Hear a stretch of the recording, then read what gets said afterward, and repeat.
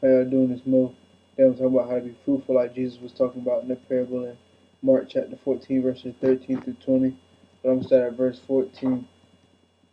Um, the farmer sows the word. Some people are like the seed along the path where the word is sown. As soon as they hear it, Satan comes and takes away the word that was sown in them. You know, like I always say, he don't really care if you just go to church because he able to take away what you just learned because he knows you're weak and he knows you don't have that solid foundation, that solid soil to just stay implanted in. He knows you're not feeding others, but to keep going on. Others like seeds sown on rocky places hear the word and at once receive it with joy. But since they have no root, they last only a short time. When trouble, persecution comes because of the word, they quickly fall away. They really have no base. They just growing in between things, and they really have nothing to hold them in place. So it's easy to pluck them out the ground. Um, Still others, like seeds sown among thorns, hear the word, but the worries of life, the deceitfulness of wealth, and the desires for other things come and choke the word, making it unfruitful. Others, like seed sown on good soil, hear the word, accept it, and produce a crop, some 30, some 60, some 100 times what was sown. Um, Back to the thorn one, we let the worries of life, choke us up, and that's basically everybody nowadays. We always let the worries of our life determine on our relationship with Jesus. If everything's going good, then our relationship with Jesus is good. But once things start choking us, or we start falling in love with money because it deceives us, thinking that all I need is this and I'll be happy. All I need is that and I'll be happy. But that's not true. And it chokes us up, and then it doesn't allow us to become fruitful. It doesn't allow us to allow others to become fruitful and spread the news and spread the word and minister to other people in different ways. And so that's that parable. And I think it's important to understand these parables because you can realize and learn a lot of life lessons from them, and you can take these in real life situations, and especially if you like work like this, like right now I'm doing a little landscaping, so it makes sense when you talk about it's easy to pull these things, and it is like when you pull around the plants and there's like grasses in between the plants or weeds. It's easy to pull them because they're really just growing out of nowhere, like in between cracks or just in between the bushes, and they don't have no solid roots, so it's easy to pluck them. And we want to be the bushes that's stuck and producing fruit. We don't want to be the ones that have to get cut down because we let the words of life stop us from being fruitful and letting the thorns choke us. And I just want to, ask, like, man, what plant do you want to be? Do you want to be a fruitful plant or do you want to be an unfruitful plant? I'm pretty sure most of us, we want to be a fruitful plant. It's just that we don't know how, and we don't know how to put it in perspective. And, if you don't have that soil, if you don't have that Jesus, if you don't have that solid base, it's easier to get pulled out. It's easier to get choked up because we have no one to help us. And Jesus is our soil. He's our gardener. He's the one who takes care of us at all times. But my first step, I feel like, is getting pruned. And pruning is basically cutting the branches. Changing their directions to help the air circulation to flow, and to help from the plant. Catching like these. I don't know, like it's like what they are, but they're like diseases or something like that spread through the plant, and it's kind of like us. Sometimes we need to be pruned, to become fruitful because we're going through this sinful life and we're sinning all the time. And sometimes Jesus has to cut one branch and turn it to another direction because this branch that's going this way is causing us trouble and we can't breathe, we can't focus, and the air is not coming through all of us because that one branch is sinning. And sometimes you have to cut it off or you have to rearrange its directions, and that's really what that pruning is. And it stops sin from spreading, keeps the body new. When we ask for pruning, we ask for conviction. When we ask for a conviction, we ask for the truth. And when we ask for the truth, we ask for life.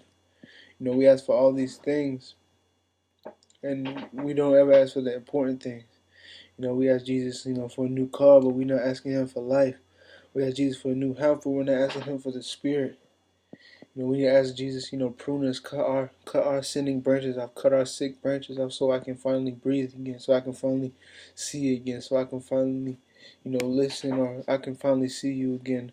I'm all choked up with these branches, and I feel like I'm getting sicker and sicker. I keep sinning and sinning and sinning. You know, and if it's like kind of like cancer. If we don't get it, before it's too late, it can be very deadly, and that's the same thing with sin. That's why pruning is a very good first step, because that's what we gotta do. We gotta get that sin out first. I'm not saying you're gonna be perfect, but to get the sin out first is very important, because you gotta go ahead and knock that out so you can focus on what matters. But when you do sin, you gotta be able to accept His grace. That's the more important thing too. That's our free gift from God, is salvation. There's nothing you have to work for. Just believe and be born again, and that's what you really gotta do. But you do want to be pruned. That's step one to becoming fruitful. Step two, to me, is pollinate. Don't keep everything a secret. For us to become fruitful, I feel like we have to let other people become fruitful too, so it makes it easier. We pollinate, we spread. The pastor spreads to us. He pollinates us. We pollinate somebody else, and we all grow together, and it makes it easier because when you see someone else grow, you want to grow with them. You want to become more fruitful with them. We have to pollinate and share. And sometimes we have to be the little bees. Sometimes we have to, get on, like the pastor say, he's the plant, or Jesus, he's a plant at the moment. And Jesus, when we land on Jesus, he will fly over to somebody else and, put the pollen on them on accident. That's just us always showing God's glory. That's what we have to do at all times, even when we don't think we're pollinating. We do it for God's glory and His glory only. So, that's another important thing, is pollinate, spread. Don't just keep it to yourself. Don't be like the asexual plants and just basically pollinate yourself to keep growing and growing. Be self-righteous. Let these people grow with you. And I feel like it's easy to do it. That's why I feel like fellowship is an important thing too, because they pollinate you, you pollinate them, or vice versa. You're going back and forth. So when you see other people grow, you want to grow just as much. You want to become just as fruitful, because you don't want to be the only one, not having good fruits. You don't want to be the bad tree. You don't want to be the tree that was planted in the wrong place and that's easy to knock down. No, you want to be that beautiful orange tree or that nice peach tree and become very fruitful, and people can say, "Oh man, that's a man of God," because even when his couple branches fell out, he kept going, or I could tell Jesus really pruned him, because he stopped all that negativity or all that sin and all his sinful ways. He let go of, because Jesus pruned him to become a better man and stop all the directions. So you need to pollinate too. Pollinate. Jesus prunes us. We need to pollinate for Jesus. Jesus didn't just sit around and say, "I'm waiting for them to come to me and then I'll tell them." No, he went around and pollinated everybody else with the word. Now everybody else ain't gonna want to be pollinated. Not everybody else want to be fruitful the way you want to be fruitful, but at least you tried. At least you're doing the works. You're doing the will of the Father, and not everybody is the will of this to preach, but that's not what I'm trying to say. I'm just saying fruitful in general, and you don't have to be a preacher to speak some word of wisdom about God. But so yeah, so prune, pollinate, and the last one is produce. Produce. Don't be pruned, then pollinate, and be pollinated and not produce. You gotta produce your product. You gotta let people know that, okay, I've been through these two steps. Now look at what I produced. I was this sinful man. Now look, I'm righteous. And not everybody perfect. Not everybody has the best fruits or whatever you want to call it. But look at you now. You went from a stub, a tree with no leaves, just dead leaves all over the place, or one branch, or whatever the case might be, and now you're a green tree with fruit all over the tree, and you can say, "Man, I went from a no bearing fruit tree to a fruitful tree," and now, but it was Jesus. See, when I say all this, I mean glory to God, glory to Jesus, because that's all it comes to. We the orange, but the orange can't boast about being the orange.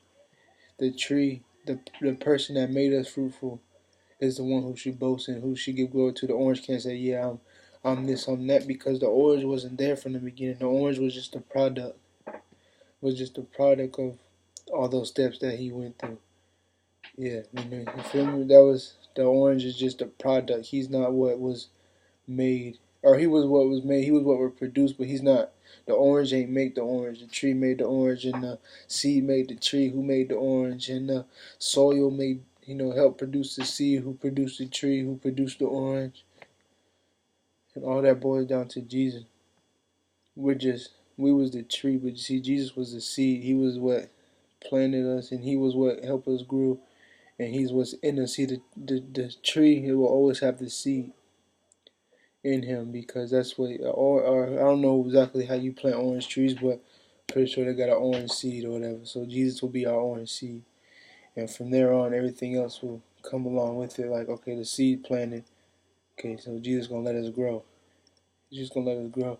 So Jesus is always in us, and then the orange comes out. But like I said, the orange can't boast, but we gotta produce our fruitfulness, and don't let anybody stop us from being fruitful. Always pray.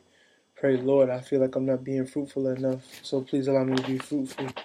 I don't feel like I'm producing a good enough fruit. Please allow me to produce some good fruit. And he's going to do that for you. He's going to water you like you need to be watered. He's going to let the sun shine on you like the sun needs to be shined. He's going to let all that happen. It's just the matter of you wanting it and how much you want to become fruitful. And, I feel like if you take these 3 steps, it's something that really can help you become more fruitful. So prune, pollinate, produce. Prune, pollinate, produce. Like I said, prune is, stopping the sin from spreading. Jesus is, redirecting us and, cutting off certain branches to keep us fresh and keep us new, and letting us start all over. Pollinate, we spread, because I feel like it's necessary for us to see others do good, for us to do better. And then produces the overall, overall thing that we just did, or overall production, and what we came through, and the product shows what we accomplished. People are usually not there when we're going through all the rocky roads, but when they see what we produce and they tell us, "Oh man, that's really looking nice," you can think back and thank Jesus, like, all right, so I know I did all right. And I feel like them 3 important steps, like I said, prune, pollinate, produce. I thank y'all for listening. God bless.